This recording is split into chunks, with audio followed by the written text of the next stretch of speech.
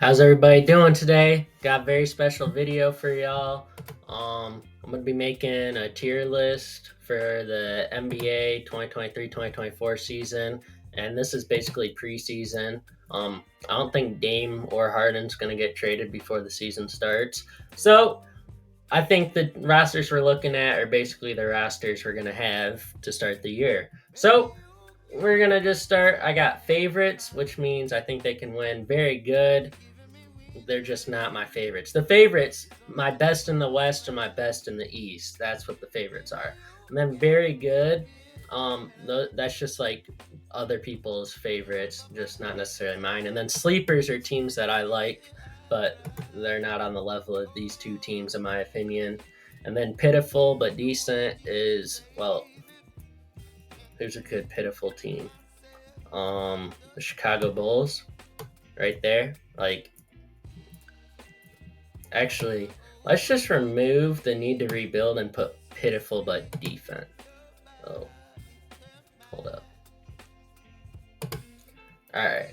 So we have pitiful but decent, which is basically you need to rebuild. What you're doing is not cutting it.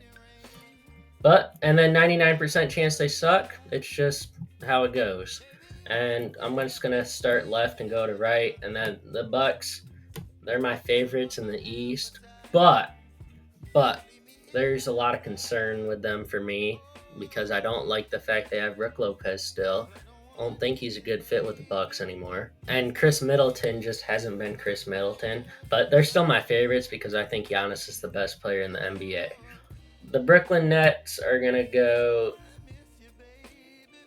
All right, let me add a tier. This is gonna be called R in rebuild. Above average rebuild. That's what we're gonna say. Above average rebuild. That's what the Nets are. The Nets got good cornerstones for your team, but yeah, they're nothing special, but they're not gonna suck. But the Knicks, on the other hand, I just don't think they're very good. I don't know what else to say about the Knicks, but there's just nothing special about the Knicks besides Jalen Brunson.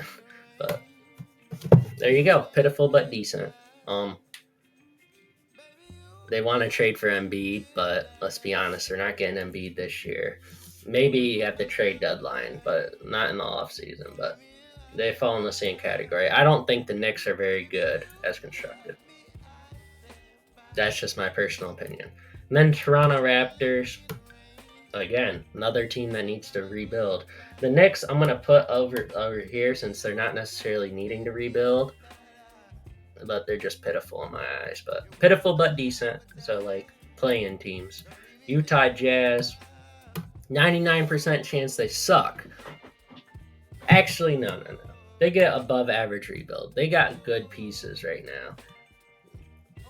I mean, what do you want me to say? Rockets are a sleeper in my eyes. The Rockets, I just like everything that they're doing in the offseason, whether it be drafting. I mean, I was not high on either of the Thompson twins, but I'm starting to come around on them. Like I have a little more belief in those two. So I actually like what the Rockets are doing. I have them as sleeper. And if Zion were to play, I think the Pelicans would be in this very good category. But I don't think Zion's going to play that much. So I'm just going to put them as a sleeper ahead. I think Brandon Ingram's very good, even though he's been absolutely atrocious for Team USA. I still think he's very good. But that's just what I think. And then the Lakers, very good. They're not my favorites to win it, but they have a shot. They have LeBron and AD. They have a shot. Timberwolves, Anthony Edwards should carry this team to very good. But the rest of the roster is pretty pitiful.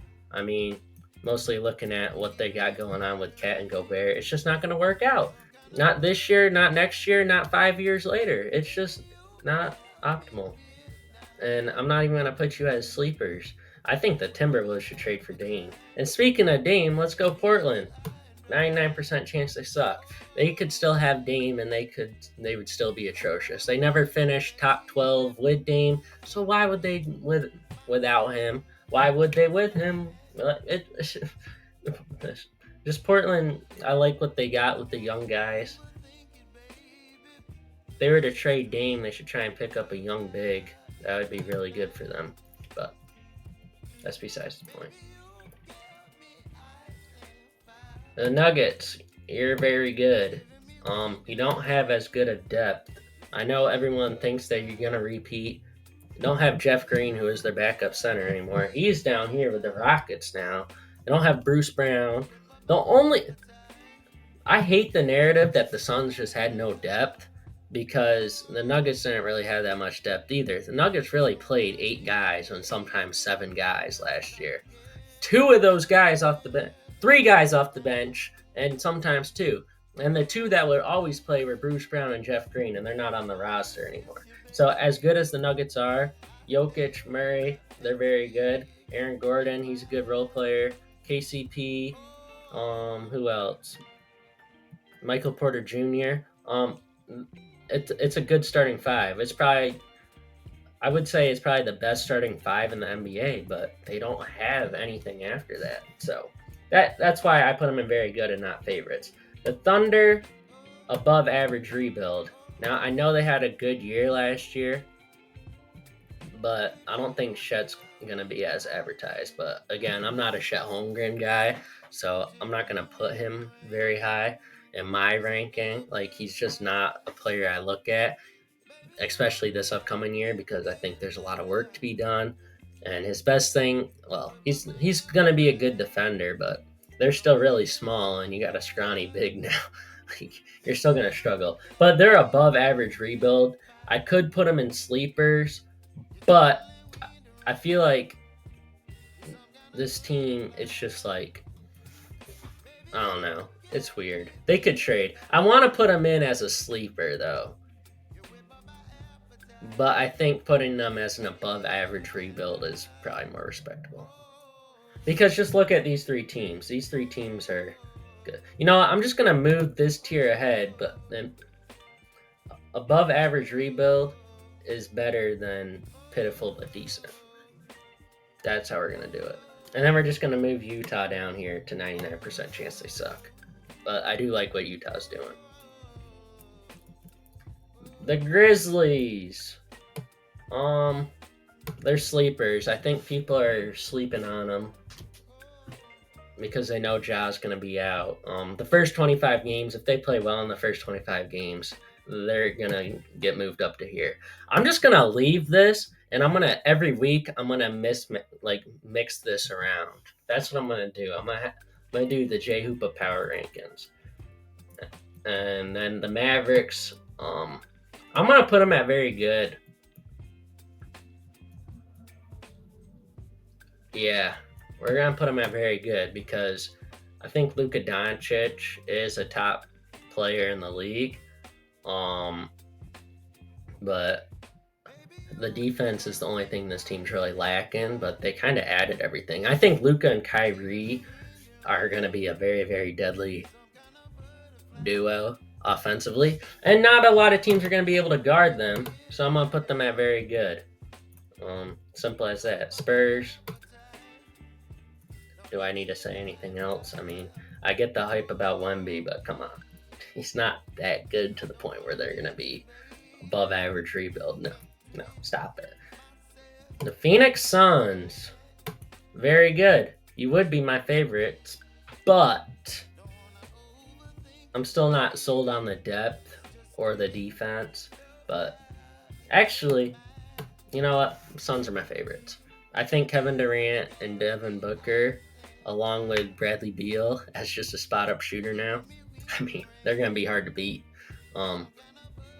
Now Kevin Durant's going to get a lot more comfortable, leading to more success. So I have the Suns and Bucks as my favorites. There you go. And then the Clippers, they're very good. It's between the Clippers and Suns. These are my favorites, you know. Actually, I'm going to put 2 in the East and 2 in the West. That's how I'll do it to keep it fair. But that's my favorites. The Clippers and Suns in the West. I think they're going to be very good this year. Then the Warriors.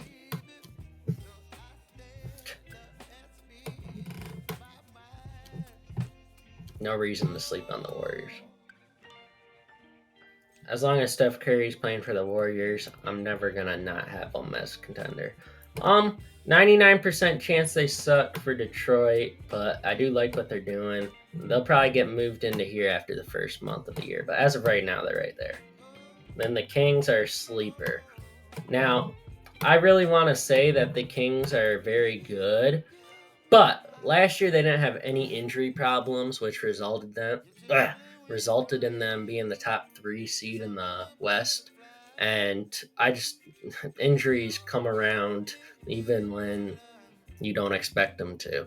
And I think for them to replicate it along with injuries is kind of impossible. And any smart basketball person will say that about the Kings. And they can, this is interchangeable. Like, I can move them up to very good, like, if they're playing very well and have injuries. But I just don't think, like, if Fox were to get hurt, they're not going to be a very good team. Like, if the Warriors didn't have Steph, um, they would probably just be sleepers. Like, they're not gonna win very many games. Actually, hold up. I'm gonna say something else. The Warriors didn't have Steph. I'd expect them to still go 500. Lakers don't have LeBron 500. The Mavericks, actually, let's move the Mavericks down here. All right. The Nuggets without Jokic, I think. See, that's where you get me. But I think Nuggets are defending champs. I think y'all will let me put them there. But like, any of these teams, these top 6 teams, without their best player, I still think they'll go 500 or better. So with the Kings, though, I don't think that, and that's why I don't have them in very good. Then the Cavaliers, they're going to be the first Eastern Conference team that's going to be very good. I mean, I got secondhand embarrassment from watching what happened last year in the playoffs of the Knicks, but keep in mind, outside of Donovan Mitchell, is all their first playoff series, so I'm gonna let it slide. Did I want to put the Celtics in very good? Absolutely not. But I kind of had to because they're the Celtics. 76ers, 76ers, 76ers. They're a sleeper. They're not very good. Without Embiid, this team is pitiful. Yeah. Hornets. Boom. 99% chance they suck. I'm not even going to talk about it. Same with Wizards. Magic. For what you did with your draft. Terrible. I'm going to get a lot of hate for what I do with the Heat, but let's just be honest. The Heat are not going to be that good. Jimmy Butler's not a regular season player, first of all. And I know they were just in the finals, but like, come on. They lost so many They lost Strus and Gabe Vincent, and like, they're a team with depth. They don't have Oladipo anymore either. They have no more depth. And I know y'all are saying Damian Lillard's gonna be a Heat. Just wait, just wait. All right, you're gonna give up another 5 players to get Damian Lillard, and you're gonna have, as Flight Reacts would say, Damian Lillard, Butler, Jimmy, Adameo, and the rest are nobodies because there's not gonna be anybody else besides those 3 on that team. So I'm putting them in pitiful but decent because they're honestly not that great. Like, I'm just being honest here, but that's just my opinion. And then it's going to come down to the Pacers and the Hawks. One of them's going to be very good, and the other's going to be a favorite. Wait a minute. Hold up. Sorry. Cavaliers are my other favorite in the East. Hold up.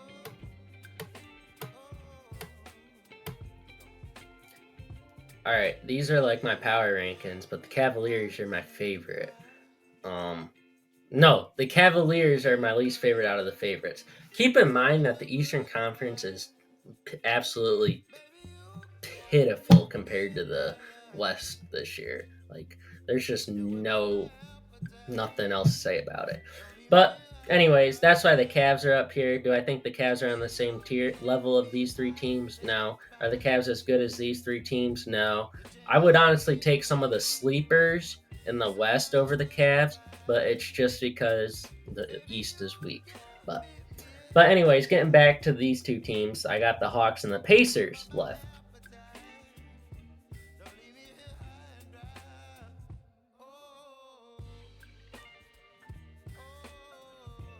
Hawks.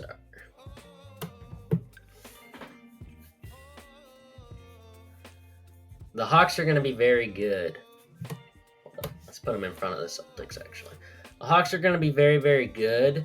And I think it's because Quinn Snyder is actually going to have a full year to coach. They don't have John Collins to take the worst shots imaginable. That Jalen Johnson kid, what I think it's Jalen Johnson, right?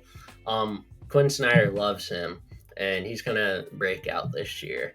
But they got a lot of pieces that they're putting together. They have a lot of good wings. They got DeAndre Hunter, Sadiq Bey. I like those two. And then DeJounte Murray and Trae Young. They're going to be a better backcourt than we expect because what we saw last year is not what we're going to see again this year, in my opinion.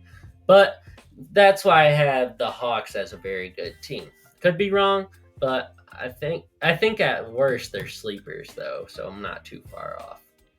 But I don't like what the Celtics are going to look like for this year. And then the Pacers, they're very good.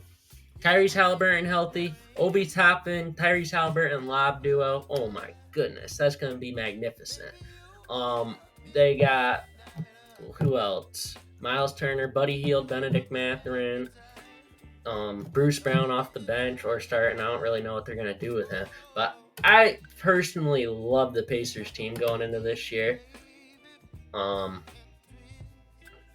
think they could be a top 4 team in the East. Now they'll probably lose in the first round. They're going to be kind of like what the Cavs were last year, in my opinion. But once the NBA season starts, I'll try and do this every weekend, adjust my power rankings every Sunday night. Does that work for y'all? Let me know if you're interested in that. But 2K comes out Friday. I'm going to be doing a rebuild. I'm doing the Knicks first, Trailblazers second, and then the Kings third. And if you want another team, comment down below for the fourth team. And yeah, that'll do it from here. If you enjoyed this, like and subscribe. If not, sorry you didn't enjoy. But bye.